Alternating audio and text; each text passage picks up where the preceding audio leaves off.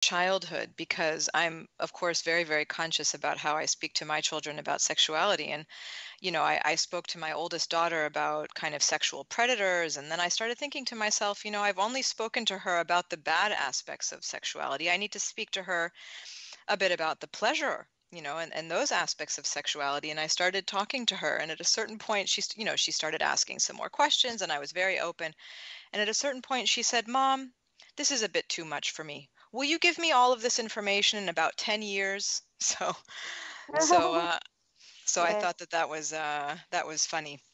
The That she, greatest thing that you did, the greatest thing is that you what? were comfortable talking about sexuality.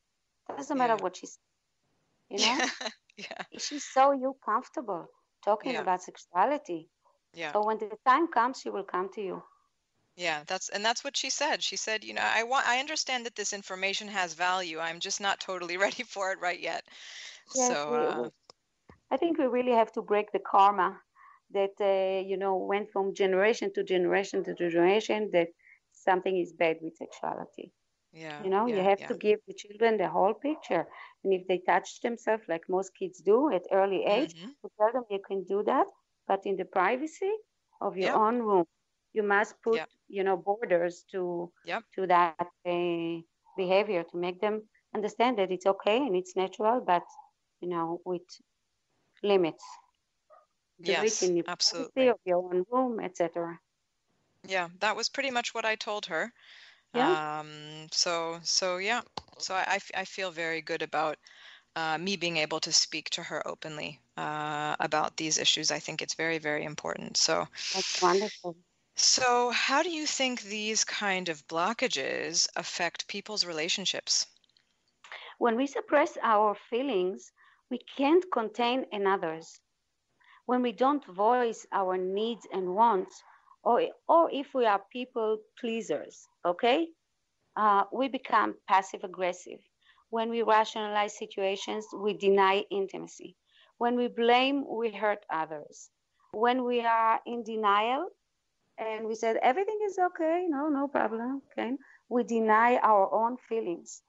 Without true communication, expression of caring, and intimacy, love won't last, even if the relationship does. Hmm. Yeah. And so how do you see, I mean, what kind of things do you do to help people then remove some of these blockages? Well, by first of all, they have to be conscious to what are their blockages, what they inherited from home. But Hmm. that's the first part is talking, because if the mind doesn't understand, he would not cooperate. So the first thing is to Yeah. talk, to understand, to get a deep understanding of behavior, this this behavior or that behavior. The second, only if we do experiential work, then we see change.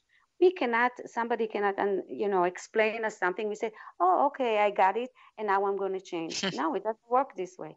We have Yeah. to experience things, because of the first few years that everything was, we received everything into the body. The body has memory. So we have to work with the body. We have to do experiential work in order for that to change. We can't just work with words. Conceptual understanding are not enough. We have to do experiential work. So to Yeah. release some emotions and some blockages, and first of all, being aware of something is 50% of the way Hmm. of the path. So that's one thing. So we do some work. I have several things that I do, but I have things that I do in order for people to really understand their behaviors and understand their core beliefs that, the first 7 years are the ones that created that. There was somebody once said, we live our life once in our childhood. The rest is repeat. Hmm. Yeah. Well, unless you can really develop that awareness and then, conscientiously create a change in your patterning, Yes, which is part of what we absolutely. do. Exactly. Can you talk a little bit about some of the tools, like a bit more specific about some of the tools that you use to help people transform? Basically, experiential work. After we talk, after we understand things, we do experiential work. Some of it we did together, when we came to my session, Mm-hmm. when we were together. Mm-hmm. But experiential work, like talking and working on communication, different kinds of ways to communicate with each other. Because, frustration and anger are not sexy, to say the least. No.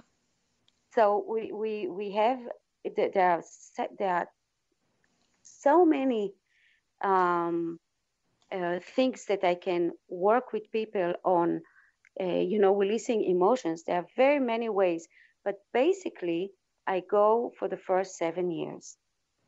These are the Yeah. times that we could not make, rational processing, logical processing. We could not.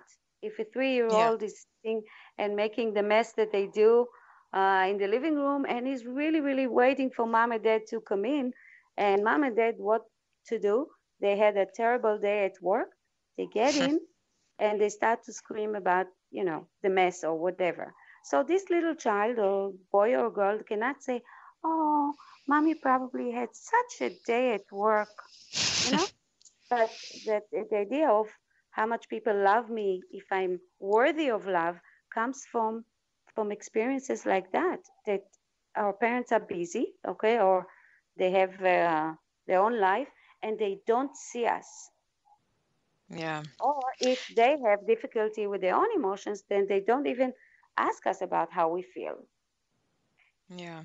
Yeah, it's fascinating to really dive deep and to learn and understand how affected we are by our childhood and how that affects our sexuality very directly. So this Yes. is fascinating, and I would love for you also to tell us about your online offerings so that people can get in touch with you Okay. and know what you're In, doing online. in regular times, non-corona times, I conduct not only private but group workshops and training programs around the world. But this time, I meet couples and singles for sessions in the Zoom, and I also have a training program for therapists or anyone who would like to work in this field, also in the Zoom. I do it now privately, not in groups. So Okay, this is what I offer these times right online. now. Yes, But otherwise, you're traveling all over the world and offering your gifts. Hopefully, you'll be able to do that again sometime soon. I hope so. Um, yes. Okay, thank you so much for taking the time to be with us on Divine Couples. You're If you most would like welcome. more information about AVISHAG HAYA CASPI, you can visit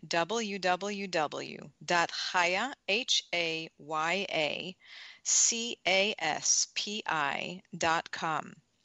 You can visit Avishag's social media page at Avishag Chaya Caspi on Instagram. Thanks again for being with us on Divine Couples.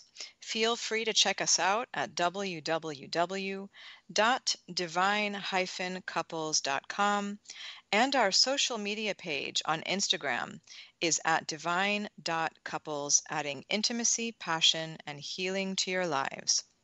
Thanks for joining us on Divine Couples. I am your host, Naomi Slater. Join us next time to continue your journey in exploring the depths of your life force energy. Until then, this has been your host, Naomi Slater. If you have any more questions on this subject, feel free to reach out.